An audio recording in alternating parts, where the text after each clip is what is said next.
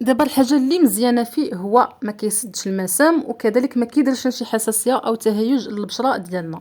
كنعرفوا بزاف ديال الناس يعني كتبغي دير شي سيروم ولكن كتخاف، بحال مثلا السيروم ديال فيتامين سي ماشي كلشي كيجي معاه. كاين الناس اللي كيديروا واحد شويه ديال الالرجي، كيخد لهم هذيك شويه ديال لي غوجور يعني، وكيخافوا واخا تاخدو غالي واي ماركه كما بغات تكون، يعني كيكون عندها الحساسيه من هذاك فيتامين سي.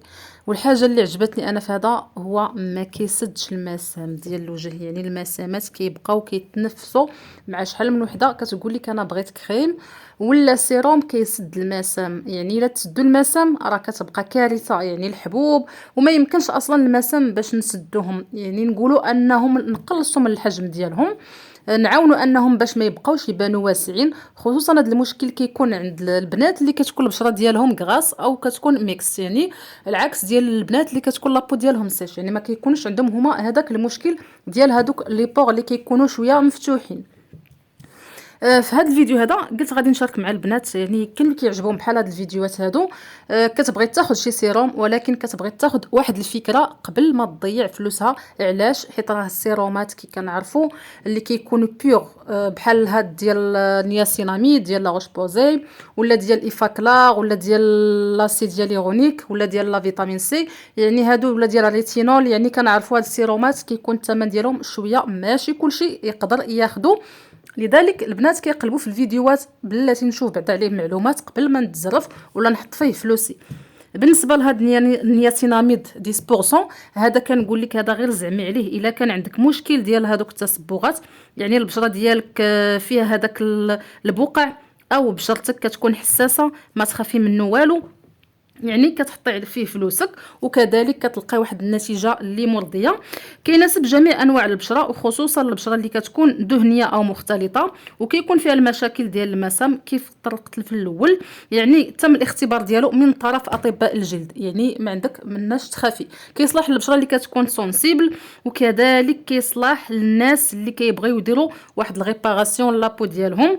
علاش؟ حيت هذا السيروم علاش نقولوا انه كيعطينا كذلك الترطيب، وكذلك يعطينا الريباراسيون لابو، وكذلك كيصلح حتى الناس اللي كيكونوا عندهم هذوك شويه ديال لي غيد اللي كيبداو كيتكونوا، ولا كيكون عندهم مثلا الحبوب مشاو خلى لهم دي طاش اللي كيكونوا باقيين جداد، او اللي كيكون عندهم هذاك الكلف اللي كيكون في بدايه التطور ديالو، يعني ماشي سنين ومنين وهو كاين عندك وتجي تاخدي هذا فقط كيعاونك انهم هذوك التصبغات ما يبقاوش يقواو عندك. وكذلك حتى الا تعرضتي للشمس ما كيزيدوش، يعني كديري هذا بالليل، وفي النهار ضروري الحمايه من الشمس، يعني لي كرون سولار ديالك ضروري انك خاصك ديريه وتركزي عليه.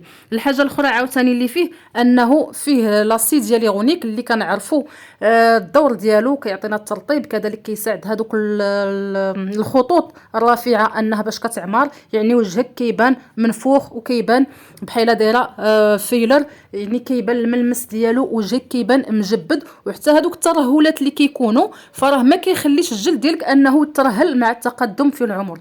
كنعرفوا حنا يعني راه السيرومات كنصح البنات يعني فاش توصلي ديك 20 24 25 ماشي ضروري انك تبداي بهادو الغاليين، وانما راه كاين بزاف ديال لي مارك كاين اللي كيكونوا لي بري ديالهم ريزونابل، بحال مثلا لاسيد ديالي غتلقايه في غاسين فيتا. كذلك لا فيتامين سي هو كان ديال غاسين فيتا وكان ديال بروفيتال وكان ديال ناتوري سوان، يعني كاين بزاف ديال لي مارك اللي كتاخديهم من الباغا فارماسي او لا فارماسي وكيكون البري ديالهم يعني قد جهدك نتيا. لا تيكستور ديالو عجبني صراحه، خفيف، ما كيتلصقش في الوجه، فاش كديريه كتحسي بوجهك بحايله خفيف، يعني وجهك ما كتحسيش انك دايره شي حاجه عليه ومحنه كل شي حاجه، يعني دغيا كتابزوربا مع لابو، يعني ما كيبقاش لكم ثقيل على البشره ديالكم. وكذلك انه كيعطينا واحد العلاج لهذوك المشاكل ديال البشره اللي كتكون باهته بزاف وكتكون شاحبه وما كتكونش فيها ديك ليكلا وما كيكونش فيها داك لابونمين، يعني بشرتها كتكون مكمشه كتضحك كتبدا كتكمش، يعني كتكون بشرتها شحفانه بزاف. فراه كنصحك تاخدي هذا راه فيه كذلك قلت لك فيه السيروم ديال لاسيد هيالورونيك حتى هو اللي كيكون داير الثمن. يعني الا خديتي هذا وعندك مشكل ديال لي طاش وعندك التصبغات وعندك بحال هذوك البقع، وبغيتي كذلك شي حاجه اللي تعطيك واحد ليكرا للبشره ديالك، وشي حاجه كذلك على حتى التجاعيد، راه كينفع معاه حتى التجاعيد، حيت قلت لك فيه لاسي ديال ليغونيك اللي كنت دويت عليه في المره الفايته، حتى نعاود عاوتاني نشاركو معاكم.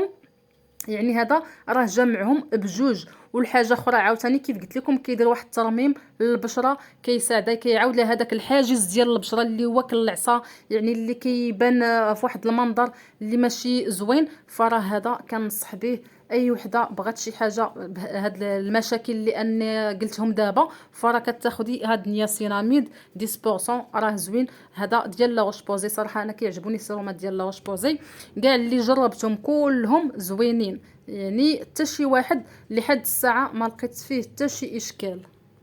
حاجه اخرى عاوتاني كيحافظ لنا على الرطوبه ديال الجلد، يعني كيحبس لنا الماء في البشره ديالنا، اللي فاش كنعرفوا البشره الا كانت ناشفه من الداخل فراه دغيا كيجيوها هذوك التجاعيد المبكره، ودغيا كتكون فيها كتعرض لشيخوخه ديال الجلد.